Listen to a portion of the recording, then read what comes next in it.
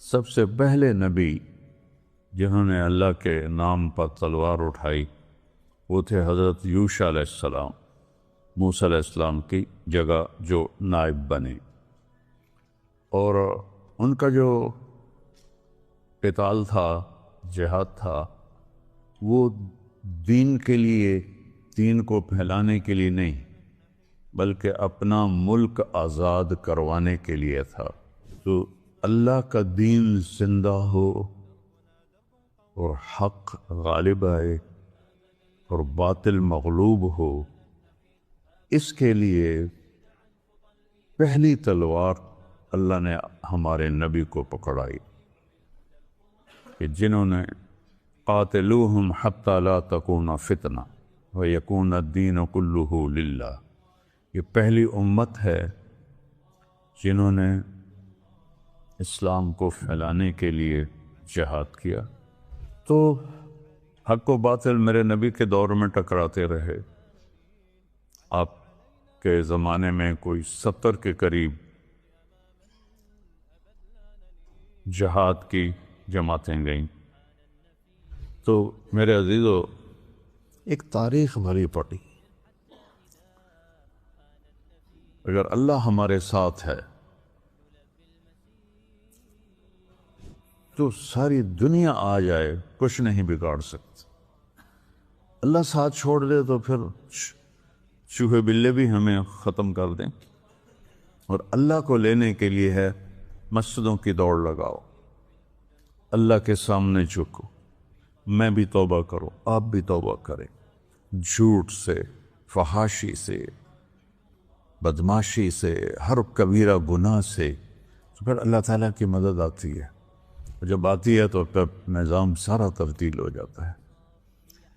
تو یہ حق و باطل تو ٹکراتے رہیں گے، اور جب تک سورج مغرب سے نہیں نکلتا یہ ٹکراؤ چلتا۔ الحرب سجال بیننا ینالون منا وننال منہم، جنگ ہمارے اور بادل کے درمیان ڈول کی طرح رہے گی، پانی کے ڈول کی طرح، کبھی ڈول ادھر چلا جائے گا، کبھی ڈول ادھر چلا جائے گا، لیکن مسلمان کو کوئی گھاٹا نہیں ہے۔ اس کے شکست بھی فتح ہے کہ وہ شہید ہو کے جنت میں چلا گیا، اور کافر کی فتح بھی شکست ہے کہ وہ جیے یا مرے وہ جہنم میں جائے گا۔ تو ساری قوم سے درخواست ہے کہ نماز کا اہتمام کرے، دعاؤں کا اہتمام کرے، اور کبیرہ گناہوں سے توبہ کرے، اور اپنے اللہ کے سامنے نفل پڑھ پڑھ کر دعا کریں اپنے ملک کے لیے، اپنی قوم کے لیے، اسلام کے لیے، کہ اللہ تعالیٰ ہمیں ان مکار دشمنوں کے شر سے اللہ ہماری حفاظت فرمائے، اور اللہ افواج پاکستان اگر دوبارہ ٹکر ہوتی ہے تو اللہ تعالیٰ کامیابی نصیب فرمائے۔ سب اس کا اہتمام کریں۔ السلام علیکم ورحمۃ اللہ وبرکاتہ۔ بسم اللہ الرحمن الرحیم، والصلاة والسلام علی رسولہ الکریم وعلی آلہ واصحابہ اجمعین۔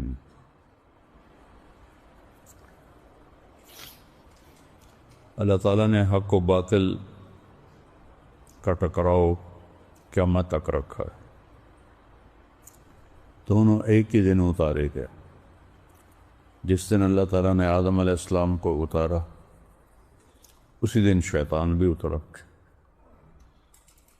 تو چند دنوں بعد ہی ایک باطل کا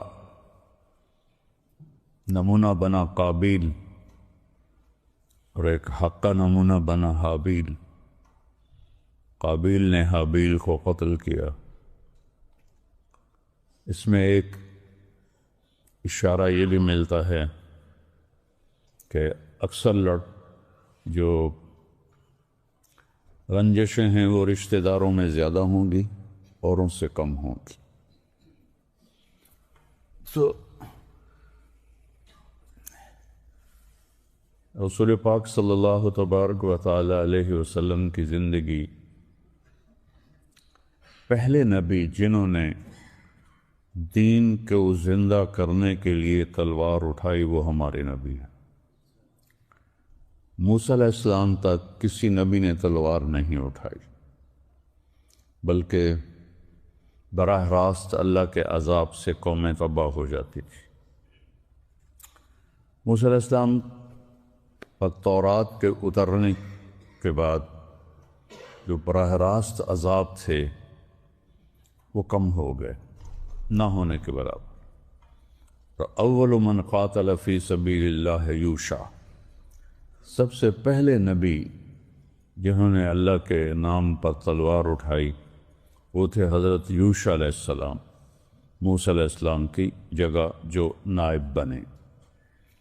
اور ان کا جو قتال تھا، جہاد تھا، وہ دین کے لیے، دین کو پھیلانے کے لیے نہیں، بلکہ اپنا ملک آزاد کروانے کے لیے تھا۔ وہ بھی جہاد ہے، من قتل دون مالہ فہو شہید، جو اپنے مال کی حفاظت کرتے ہوئے مارا جائے وہ بھی شہید ہے۔ تو اللہ نے قرآن میں سبب بتایا، وَمَا لَنَا أَلَّا نُقَاتِلَ فِي سَبِيلِ اللَّهِ وَقَدْ أُخْرِجْنَا مِن دِيَارِنَا وَأَبْنَائِنَا۔ وہ بنو اسرائیل کہہ رہے ہیں کہ ہم کیوں نہ قتال کریں، ہمیں اپنے گھروں سے، اولادوں سے دور کر دیا گیا ہے۔ تو دوسرا، یا قوم ادخلوا الارض المقدسۃ التی کتب اللہ لکم، یہ ہے جو موسیٰ علیہ السلام کہہ رہے تھے۔ اور جو پہلی آیت پڑھی ہے وہ طالوت اور جالوت والی ہے۔ تو اللہ کا دین زندہ ہو اور حق غالب آئے اور باطل مغلوب ہو، اس کے لیے پہلی تلوار اللہ نے ہمارے نبی کو پکڑائی کہ جنہوں نے قاتلوہم حتی لا تکون فتنہ ویکون الدین کلہ للہ، یہ پہلی امت ہے جنہوں نے اسلام کو پھیلانے کے لیے جہاد کیا۔ یہ ملک گیری کے لیے نہیں تھا۔ یہ مغیرہ بن شعبہ رضی اللہ تعالیٰ عنہ جب ایران کے بادشاہ کو دعوت دینے گئے تو اس نے کہا، یزدجرد نے، اگر ہم مسلمان ہو جائیں تو پھر کیا کرو گے؟ ہم یہیں سے واپس چلے جائیں گے، ہماری تمہاری کوئی لڑائی نہیں ہے، بس پھر تمہارے ملک میں آئیں گے تجارت کے لیے، ہمارا تمہارا اس کے بعد کوئی جھگڑا نہیں ہے۔ تو حق و باطل میرے نبی کے دور میں ٹکراتے رہے۔ آپ کے زمانے میں کوئی 70 کے قریب جہاد کی جماعتیں گئیں۔ تو فضا بنی ہوئی ہے، تو اس کے لحاظ سے میں آج آپ کو مختصر ایک جنگ کا واقعہ سناتا ہوں جو میرے نبی کے دور میں ہوئی۔ 8 ہجری میں آپ نے بادشاہوں کو خطوط لکھنے شروع کیے اور ان کو دعوت دینا شروع کی۔ بنو اسرائیل کے جو انبیاء تھے وہ ساری قوموں کی طرف نہیں تھے، اس لیے وہ صرف بنی اسرائیل میں محنت کرتے تھے۔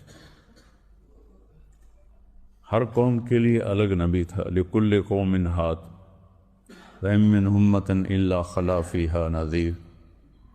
تو اللہ تعالیٰ نے ہر قوم قبیلے میں نبی بھیجے۔ بنو اسرائیل کے نبی صرف بنو اسرائیل کے لیے آتے تھے، ہمارے نبی تھے للعالمین نذیرا، سارے عالمین کے لیے۔ تو آپ نے جو ہمسایہ ملک تھے ان کو خطوط بھیجے کہ ایمان لے آؤ۔ تو 8 ہجری میں آپ نے حارث بن عمیر ازدی رضی اللہ تعالیٰ عنہ کو خط دے کر بھیجا اردن کے حکمران کی طرف۔ تو راستے میں موتا ایک جگہ آتی ہے، وہاں پر عیسائی عربوں کی حکومت تھی۔ عربوں میں 2 قبیلے بد نصیب نکلے جنہیں جو ایمان سے محروم رہے، باقی سارے عرب ایمان لے آئے. ایک تھے بنو تغلب اور ایک تھے بنو غسان.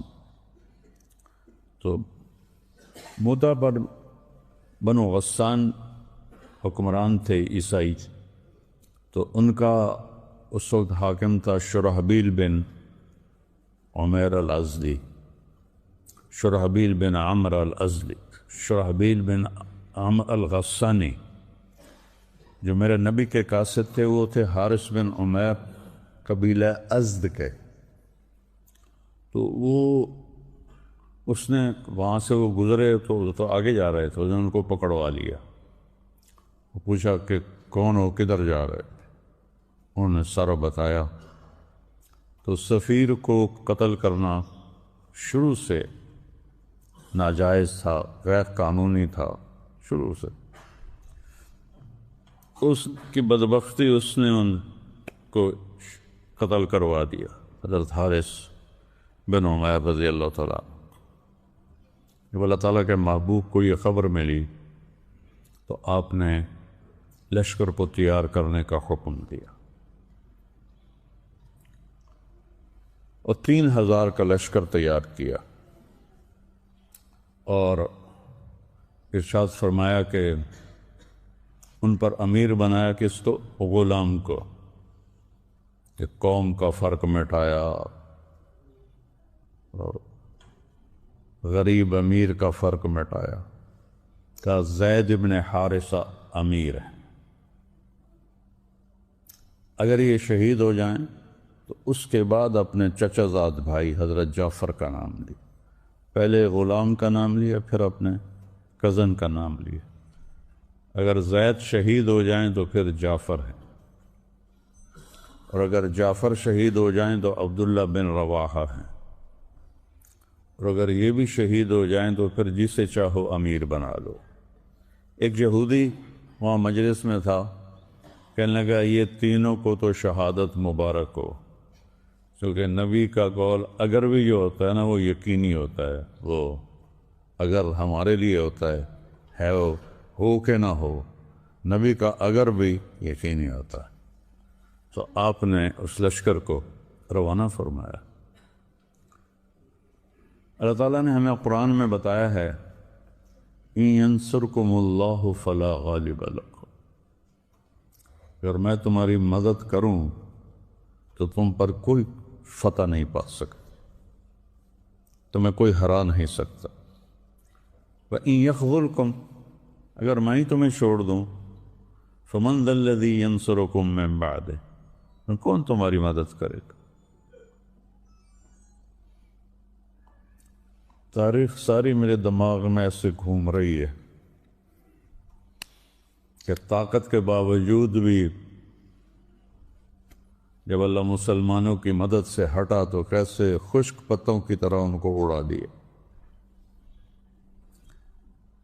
إِن يَمْسَسْكَ اللَّهُ بِضُرٍّ فَلَا كَاشِفَ لَهُ إِلَّا هُوَ، میں مصیبت ڈال دوں تو میرے سوا کوئی ہٹا نہیں سکتا. إِن يُرِدْكَ بِخَيْرٍ فَلَا رَادَّ لِفَضْلِهِ، بھلائی مدد کا ارادہ کرو تو مجھے کوئی روک نہیں سکتا. مَا يَفْتَحِ اللَّهُ لِلنَّاسِ مِن رَحْمَةٍ فَلَا مُمْسِكَ لَهَا، میری طرف سے رحمت اور مدد کا دروازہ کھل جائے کوئی بند نہیں کر سکتا. وَمَا يُمْسِكْ، اور اگر میں ہی بند کر دوں، فَلَا مُرْسِلَ لَهُ مِن بَعْدِ، کوئی نہیں آئے گا تمہاری مدد کے لیے. کتنی آیات ہیں قرآن پاک میں. تو جب یہ لشکر موتا کے قریب پہنچا تو رومیوں کو مخبری ہو گئی تھی، تو انہوں نے 1,00,000 کا لشکر بھیج دیا حفاظت کے لیے. تھیوڈورس رومی سردار سالار تھا. اب جب پتہ چلا تو وہ تو 1,00,000 ہے، 3,000 کوئی تو 19-20 کا فرق ہو، 3,000 1,00,000 علاقہ بھی ان کا. تو صحابہ میں گھبراہٹ پھیل گئی.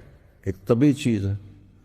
جنگ بدر میں بھی وَإِنَّ فَرِيقًا مِّنَ الْمُؤْمِنِينَ لَكَارِهُونَ، جب ہم نے بدر کی طرف تمہیں لے جانا چاہا تو تم میں سے بہت سارے گھبرا رہے تھے کہ ہم تو غیر مسلح ہیں، کیسے لڑیں گے. یہ فطرت ہے، اسے خوف نہیں کہتے، یہ انسانی فطرت. تو سارے کرائے بنی کہ اللہ کے نبی کو اطلاع کریں، پیچھے ہٹ جائیں اور مدد طلب کریں. جب مدد آ جائے پھر حملہ کریں. تو عبداللہ بن رواحہ رضی اللہ تعالی عنہ کہنے لگے اتخافون من الموت، موت سے ڈرتے ہو؟ ما نحن الا باحدى الحسنيين. سبحان اللہ. ارے اللہ کے بندو، ہمارے سامنے دو رحمتیں سچی پکی ہیں، دو کامیابیاں سچی پکی ہیں. اگر ہم فتح پاتے ہیں تو ہمارے لیے کامیابی ہے، ہم غازی ہیں. اور اگر ہم مارے جاتے ہیں تو ہم شہید ہیں، وہ بھی کامیابی ہے. تو پھر موت سے کیا ڈر؟ اگر بازی عشق کی بازی ہے، جو چاہو لگا دو، ڈر کیسا؟ جب عشق کی بازی ہے تو اس میں کیا ڈرنا ہے؟ اگر جیت گئے تو کیا کہنا، ہارے بھی تو بازی مات نہیں. اگر جیت گئے تو کیا کہنا، ہارے بھی تو بازی مات نہیں. ہماری تو میدان جنگ میں اللہ کے لیے لڑتے ہوئے موت تو عین مطلوب ہے. علامہ اقبال نے کہا تھا شہادت مطلوب مقصود مومن، نہ مال غنیمت نہ کشور کو شبی. وہ سب کی ہمت بن گئی. یہ عجب اسلام کی تاریخ ہے. ایسا کبھی نہیں ہوا کہ اتنے لشکروں سے لڑ جائیں. یہ صرف مسلمانوں نے کیا ہے. تو حضرت زید نے جھنڈا اٹھایا. میں موتا گیا ہوں، موتا کا میدان جنگ دیکھا ہے سارا، اور وہ میں پھر بعد میں بتاتا ہوں. تو وہ اللہ، اور 700 میل کا سفر ہے مدینے اور موتا کا. میرے نبی مسجد میں بیٹھے تھے اور ایسے خلا میں دیکھ رہے تھے. ایک دم آپ نے فرمایا، زید نے جھنڈا اٹھایا اور آگے بڑھا. کتنے درمیان میں رکاوٹیں ہیں. ادھر آیا اس دیوار کے پیچھے، مجھے تو نظر نہیں آ رہا. 700 میل کی رکاوٹوں کو اللہ میرے نبی کے لیے ہٹا رہا ہے. اور آپ کہہ رہے ہیں زید نے جھنڈا اٹھایا اور آگے بڑھا اور قتال کیا اور قتل ہوا. ودخل الجنہ، اور جنت میں داخل ہو گیا.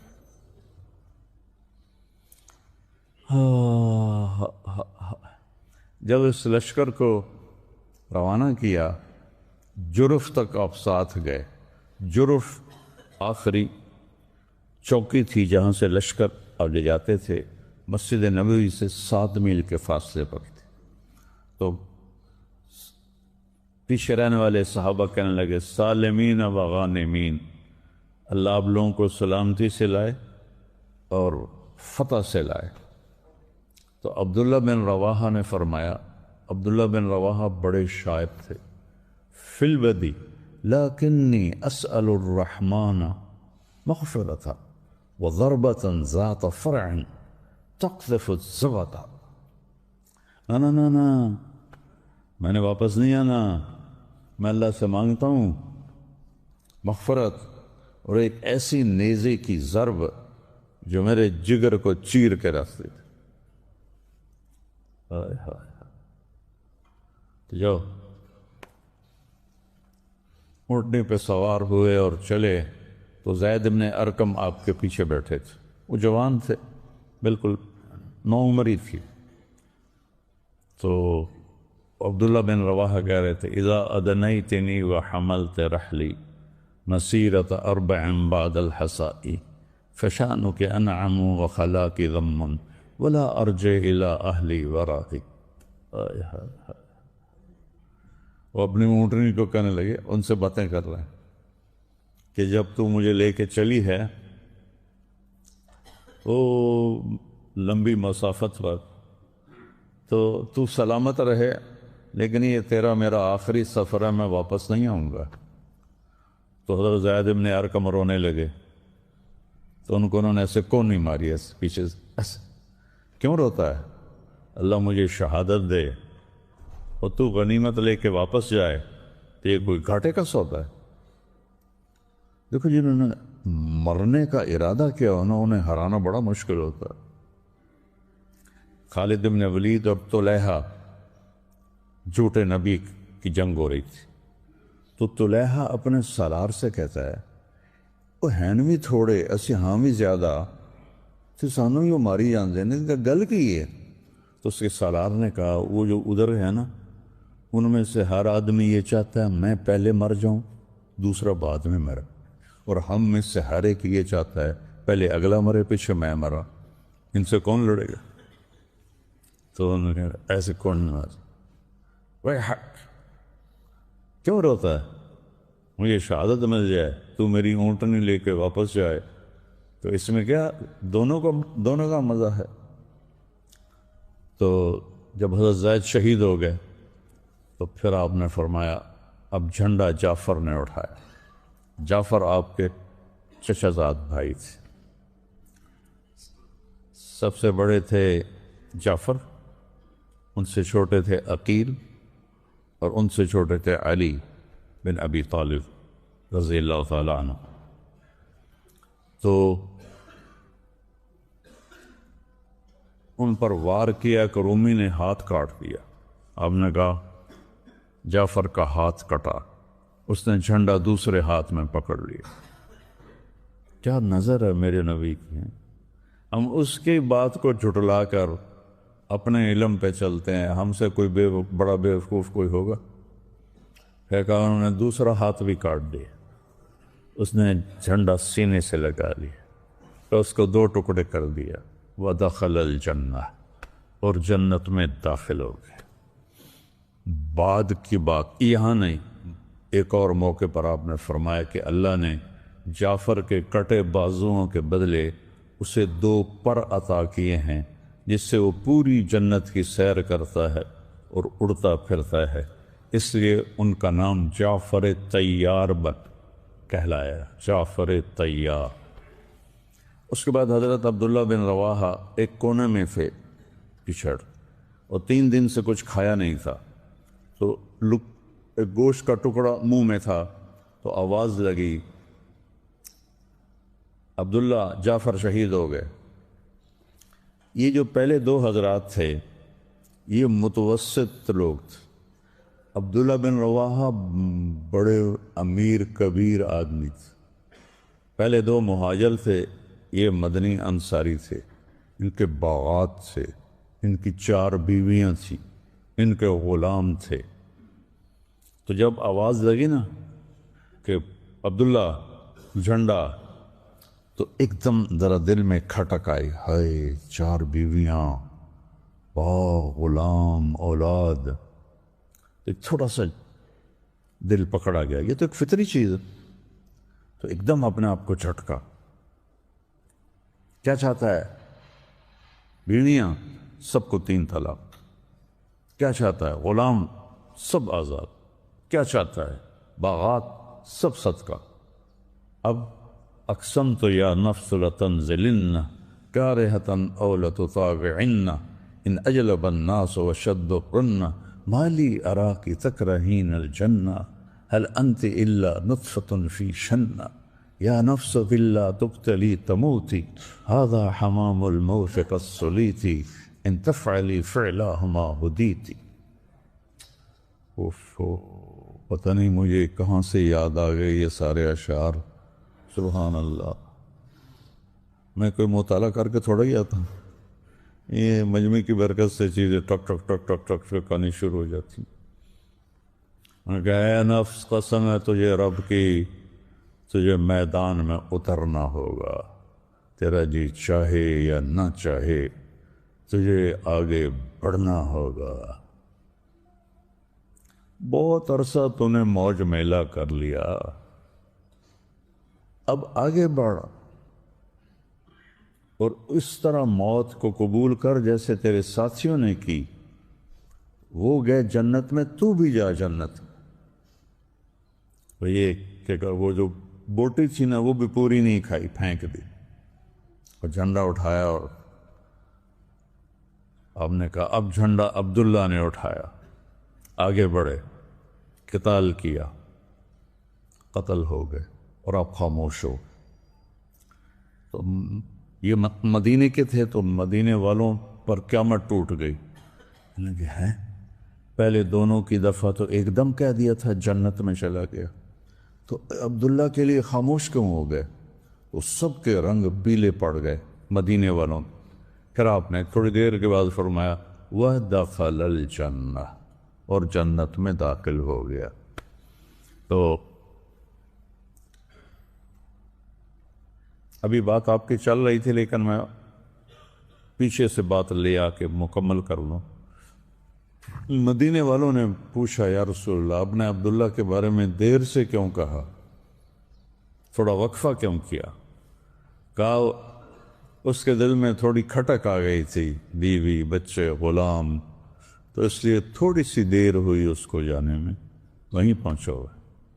اب جھنڈا گر گیا تو ثابت بن اکرم انصاری ایک بدری صحابی ہے، ہاں ان سے واقع، جب لشکر آمنے سامنے ہوئے تو ابو ہریرہ رضی اللہ عنہ کی پہلی جنگ تھی یہ اسلام کے بعد، اور آگے ہکلک تو عدت رائدار، ان کا ایک رنگ آئے ایک جائے، ایک آئے ایک جائے، تو ان کے ساتھ کھڑے تھے ثابت بن اکرم رضی اللہ عنہ، اکرم قاف کے ساتھ۔ انہوں نے ایسے دیکھا کہ ابو ہریرہ کأنک تری جموعا کثیرا، لگتا ہے یہ بڑے لشکر دیکھ کے ڈر رہے ہو؟ کہنے لگا ہاں ڈر تو سا۔ آپ نے کہا ما شہدت معنا بدرا، تو بدر میں ہمارے ساتھ نہیں تھا، انا لا ننصر بالکثرہ، ہماری مدد عدد میں نہیں ہوتی، اوپر سے ہوتی ہے، اگر تو بدر میں ہوتا تو یہ پرواہ نہ ہوتی۔ تو انہوں نے جھنڈا اٹھا لیا کہ یہ جھنڈا پکڑو، کسی کو پکڑاؤ، تو سب نے کہا تو بدری آدمی تو پکڑ۔ انہوں نے کہا میرے بس کا نہیں ہے، میں نہیں اٹھا سکتا۔ اب افراتفری ہو گئی، اللہ کے نبی بھی خاموش ایسے خلا میں دیکھ رہے ہیں۔ بیچ میں کوئی بولا، چونکہ جنگ تھی تو پتہ نہیں کون بولا، بیچ میں کوئی بولا صحابی خالد بن ولید کو پکڑاؤ، تو ایک دم سب نے کہا ہاں خالد کو، خالد کو، خالد کو۔ خالد بن ولید کی بھی پہلی جنگ تھی اسلام کے بعد۔ کہنے لگے بھائی میں نیا مسلمان ہوں اور پہلی میری جنگ ہے، مجھے بخشو، کسی اور کو پکڑاؤ۔ سب متفق ہو گئے کہ نہیں تو ہی پکڑ، تو ہی پکڑ، تو ہی پکڑ۔ جب انہوں نے ایسے جھنڈے کو لہرایا اور تلوار کو یوں اٹھایا تو میرے نبی اس وقت بولے اب اللہ نے اپنی تلواروں میں سے ایک تلوار کو باہر نکال لیا ہے۔ الآن صلی اللہ صوت کے ساتھ نہیں، سین کے ساتھ، صلی اللہ سیفا من سیوفہ، اب اللہ نے اپنی تلواروں میں سے ایک تلوار کو نکال۔ کیا بدبخت لوگ ہیں جو ایسے لوگوں پر بھی وہ برا بھلا کیسے۔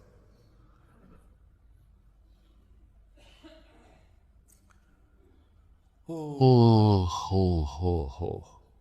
9 تلواریں ٹوٹیں اس دن خالد بن ولید کے ہاتھ سے، 9ویں تلوار یمانی وہ ان کے ساتھ رہی اور پورے روم پر رعب چھا گیا۔ یہ کیا بلا ہے، 1,00,000 کو روک کے رکھنا 3,000 سے، بھلے عجیب و غریب واقعہ ہو رہا ہے، سب پہ ایک رعب چھا گیا۔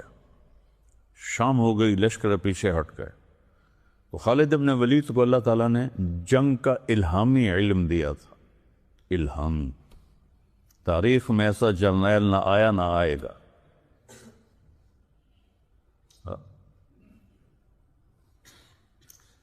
کیا کیا انہوں نے رات کو؟ موتا کے میدان کے پیچھے پہاڑ ہیں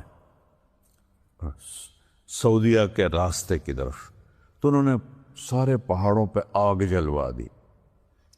سرد علاقہ ہے، آگ جلوانے کا مطلب تھا کہ نیا لشکر آ گیا ہے جو آگ جلا رہا ہے، کیونکہ پہلے تو آگ نہیں جلی تھی۔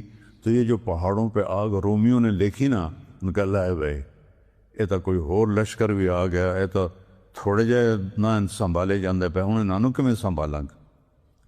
یہ ایک جنگی ٹیکنیک تھی۔ صبح کیا کیا؟ 100 صحابہ گھوڑ سوار پیچھے چھپا دیے اور فرمایا ہر تھوڑی دیر کے بعد 10 سوار تکبیر کے نعرے لگاتے ہوئے آئیں اور آ کے حملہ آور ہوں۔ اور تیسرا کیا کیا کہ لشکر کی ترتیب بدل دی۔ جتنے آگے تھے نا دائیں طرف، ان کو بائیں طرف کر دیا، جو بائیں طرف تھے ان کو دائیں طرف کر دیا، جو درمیان میں تھے ان کو پیچھے کر دیا، جو پیچھے تھے ان کو آگے کر دیا۔ اب رات کو انہوں نے دیکھی آگ، صبح دیکھا یہ تو کوئی اور کھلوتے ان کا لالے کوئی نہیں، مزید حوصلہ ان کا پست ہو گیا۔ اور پھر جب جنگ کا آغاز ہوا تو اب تھوڑی دیر کے بعد 10 کی تکبیر سنائی دے، وہ کہتا ہے بھائی او آ گئے او آ گئے۔ پھر تھوڑی دیر کے بعد 10 او آ گئے او آ گئے۔ پھر تھوڑی دیر کے بعد او آ گئے او آ گئے۔ ایسا روب چھایا کہ تاریخ بھی حیران ہے اور ارض و سما بھی کہ 3000 کے لشکر نے 1 لاکھ کا منہ پھیر لیا۔ اور کتنے صحابہ شہید ہوئے؟ 1,03,000 سے 2 دن لڑتے رہے۔ کتنے شہید ہوئے؟ 14، ٹوٹل 14۔ اور ان کے کتنے مارے گئے؟ چونکہ وہ آپ خالد ابن ولید نے لشکر کو پیچھے ہٹا لیا کہ مسلسل 1 لاکھ کے سامنے کھڑے ہونا مناسب نہیں ہے، تو اپنے لشکر کو پیچھے ہٹا لیا۔ تو رومیوں میں جرت نہیں ہوئی کہ ان کے پیچھے جاتے، تو وہ گنے نہیں گئے۔ یہ میں نے کئی کتابوں میں دیکھا تھا، لیکن چونکہ جنگ میں جب کھڑے رہتے تھے تو پھر گنتے تھے، تو وہ اتنا مجھے یاد ہے کئی ہزار، رومی کئی ہزار اور صحابہ صرف 14۔ میں ان 14 کی قبروں پہ گیا۔ پھر ہم حضرت زید بن حارثہ اور عبداللہ بن اور جعفر بن ابی طالب کی قبروں پر گئے۔ وہ دونوں کی قبریں کٹھی ہیں، متمیاں، ان کے مزار ہیں۔ تھوڑا سا ہٹ کے حضرت عبداللہ بن رواحہ کا مزار ہے۔ تو وہاں جا کر ہماری جماعت گئی تھی 1991 میں، جنوری کا مہینہ تھا اور برف کی انتہا تھی۔ تو میرے عزیزو ایک تاریخ بھری پڑی۔ اگر اللہ ہمارے ساتھ ہے تو ساری دنیا آ جائے کچھ نہیں بگاڑ سکتا۔ اللہ ساتھ چھوڑ دے تو پھر چوہے بلے بھی ہمیں ختم کر دیں گے۔ اور اللہ کو لینے کے لیے ہے مسجدوں کی دوڑ لگاؤ، اللہ کے سامنے جھکو، میں بھی توبہ کروں، آپ بھی توبہ کریں، جھوٹ سے، فحاشی سے، بدماشی سے، ہر کبیرہ گناہ سے، پھر اللہ تعالیٰ کی مدد آتی ہے۔ اور جب آتی ہے تو نظام سارا تبدیل ہو جاتا ہے۔ تو یہ حق و باطل تو ٹکراتے رہیں گے، اور جب تک سورج مغرب سے نہیں نکلتا یہ ٹکراؤ چلتا۔ الحرب سجال بیننا ینالون منا وننال منہم۔ جنگ ہمارے اور باطل کے درمیان ڈول کی طرح رہے گی، پانی کے ڈول کی طرح۔ کبھی ڈول ادھر چلا جائے گا، کبھی ڈول ادھر چلا جائے گا، لیکن مسلمان کو کوئی گھاٹا نہیں ہے۔ اس کی شکست بھی فتح ہے کہ وہ شہید ہو کے جنت میں چلا گیا، اور کافر کی فتح بھی شکست ہے کہ وہ جیے یا مرے وہ جہنم میں جائے گا۔ تو ساری قوم سے درخواست ہے کہ نماز کا اہتمام کرے، دعاؤں کا اہتمام کرے، اور کبیرہ گناہوں سے توبہ کرے، اور اپنے اللہ کے سامنے نفل پڑھ پڑھ کر دعا کریں اپنے ملک کے لیے، اپنی قوم کے لیے، اسلام کے لیے، کہ اللہ تعالیٰ ہمیں ان مکار دشمنوں کے شر سے اللہ ہماری حفاظت فرمائے، اور اللہ افواج پاکستان اگر دوبارہ ٹکر ہوتی ہے تو اللہ تعالیٰ کامیابی۔ اپنی بیوی کے پاس آئے، کہنے لگے ترکستان میں جہاد ہو رہا ہے، میں چلا جاؤں؟ کہنے لگی میں حاملہ ہوں، مجھے اکیلا چھوڑ کے جاؤ گے؟ کہنے لگی تیرا حمل اللہ کے سپرد، یہ 30,000 درہم ہیں کہ تو رکھ اور مجھے اجازت دے میں جاؤں اللہ کے راستے میں۔ اس زمانے کی عورتیں آج کی طرح تو نہیں تھی نا کہ ہم نہیں جانے دیں گی، انہوں نے اپنے حق، یہ نہیں کہ ان کے حق نہیں، انہوں نے حق معاف کر دی، کہا معاف ہے آگے لے لیں گے۔ تو قول مولانا سعید خان صاحب کے کہ وہ کہتے رحمت اللہ علیہ، وہ یہ کہہ کے نکلتے تھے لوٹ گیا تو ہو جائے گی ملاقات، نہیں تو جنت میں مل لیں گے۔ اب یہ نکلے فروخ رحمت اللہ علیہ بیوی کو حاملہ چھوڑ کے، کہاں؟ ترکستان کی طرف۔ 1 مہینہ، 1 چلہ، 3 چلے، 1 سال، 2 سال، 3 سال، 4 سال، کوئی خبر نہیں فروخ کہاں گئے۔ پیچھے بیٹا پیدا ہوا، پروان چڑھا، جوان ہوا، اس کی جوانی ڈھل رہی، یہ بچہ پروان چڑھ رہا، وہ اپنے خاوند کی آس میں، انتظار میں، دیواروں کے ساتھ اس کی جوانی گزر رہی، سیاہی سفیدی میں بدل گئی، رونق چھریوں میں بدل گئی، جوانی بڑھاپے میں بدل گئی، آس کا پنچھی پھر بھی نہ ڈوبا، انتظار پھر بھی رہی کہ کبھی تو آئے گا، کبھی تو آئے گا۔ 30 برس گزر گئے، پر روح کا پتہ ہی کوئی، کبھی خبر آئے کہ زندہ ہے، کبھی خبر آئے شہید ہو گئے۔ ایک رات میں ایک بڑے میاں ہتھیار سجائے ہوئے مدینے میں داخل ہوئے، لوگ عشاء پڑھ کے لوٹ چکے اور یہ اپنے گھوڑے پہ دل کی چال چلتے آ رہے، ان خیالات میں غلطاں و پیشاں، پریشان حیران۔ یہ کون ہے؟ یہ وہ جوان ہے جو آج سے 30 برس پہلے نکلا تھا کالی داڑھی کے ساتھ، آج لوٹا ہے سفید داڑھی کے ساتھ۔ فروخ سوچ میں ہے کہ بیوی زندہ بھی ہے یا مر گئی، حاملہ تھی کیا ہوا۔ 30 برس میں تو نسل ختم ہو جاتی ہے، کوئی مجھے پہچانے گا بھی صحیح کہ نہیں پہچانے گا۔ انہی خیالات میں اور انہی افکار میں ڈوبے ہوئے چلتے چلتے آہستہ آہستہ اپنے گھر کے دروازے پر پہنچے۔ گھر کا دروازہ نہیں کیسے کھلا رہ گیا تھا تو گھر کے اندر داخل ہو گئے۔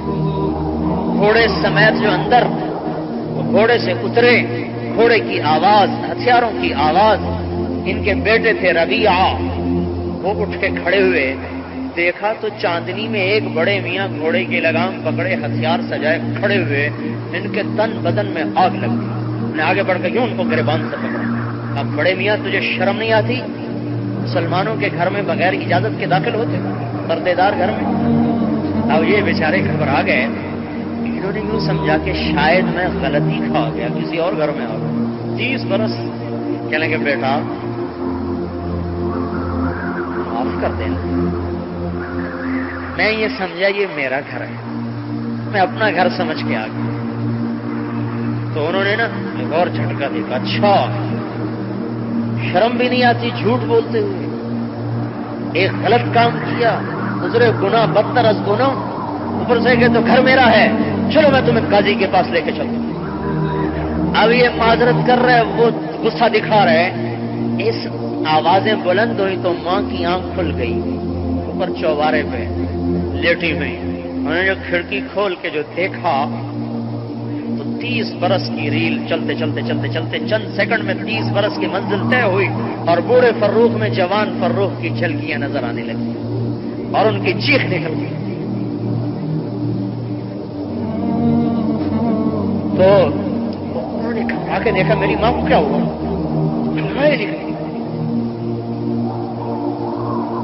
ربیعہ کجی اماں کا کس سے لڑ رہے ہو؟ کہا کوئی اجنبی ہے، پتا ہے کون ہے یہ اجنبی؟ کا نہیں، کہ یہ تیرا باپ ہے جس کے لیے میں نے زندگی گزار دی، تیرا باپ ہے۔ پاؤں میں پڑ اس کے، گر گئے قدموں میں، پاؤں چومنے لگے، پاؤں پکڑ لیے، معافی مانگنے لگے، باپ بیٹا گلے مل رہے۔ کہانی ہے، یہ لکھا ہوا ہے، یہ لکھا ہوا ہے کہ اس طرح گھر چھوڑے. فجر کی اذان ہو گئی، میاں بیوی کی کہانی چلتی رہی 30 برس کی. کہنے لگے، بیوی نے کہا، وہ بیوی سے کہنے کے جو پیسے دیے تھے اس کا کیا کیا؟ کہنے لگے مسجد میں جا کے دیکھ لینا. کہنے لگے رضیہ کہاں ہے؟ کہنے لگے وہ تو پہلی اذان پہ چلے گئے تھے. جب یہ پہنچے تو اذان نماز ہو گئی، نماز ہو چکی تھی. تو اپنی نماز پڑھی اور روضہ پر تشریف لائے صلاۃ و سلام پڑھنے کے لیے کہ اس وقت روضہ اطہر مسجد سے باہر تھا. تو آ کر اپنی محبت میں 30 برس کی قضائیاں دینے لگے. سلام پڑھتے رہے.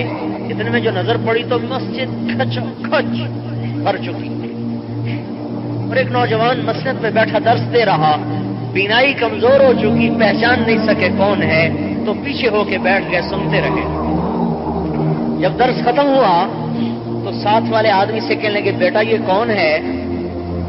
تو وہ کہنے لگے بڑے میاں چچا جان معلوم ہوتا ہے آپ مدینے کے نہیں ہیں، آپ ان کو نہیں جانتے، مدینے کے امام کو نہیں جانتے؟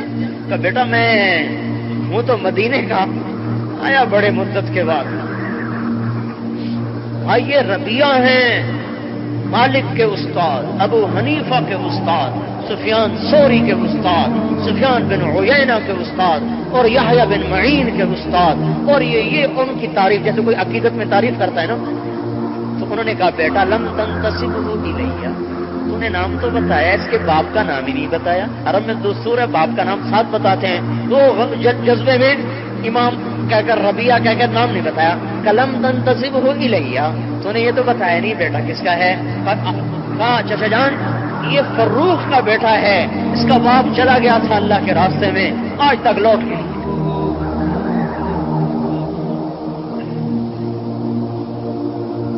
پڑھو تاریخ، چھوڑو اخباروں کا پڑھنا اور ناولوں کا پڑھنا، چھوڑو تاریخ پڑھو، پھر پتہ چلے کہ اسلام کے پھیلانے کے لیے کیسے گھر چھوٹے، کیسے سہاگ اجڑے اور کلمہ کیسے دنیا میں پھیلا. ایسے تو نہیں رضی اللہ عنہ بن گئے تھے، مفت میں بن گئے. قرآن پکار کے بولا کہ جنت واجب ہوگی، ایسے ہی. اس تبلیغ کو ادھر ہم منسوخ کر رہے ہیں، اپنی طرف نہیں کر رہے ہیں. ادھر ہے ادھر، ہم بھی ادھر دوڑ رہے ہیں. آپ سے کہہ رہے ہیں آپ بھی ادھر ہی دوڑیں.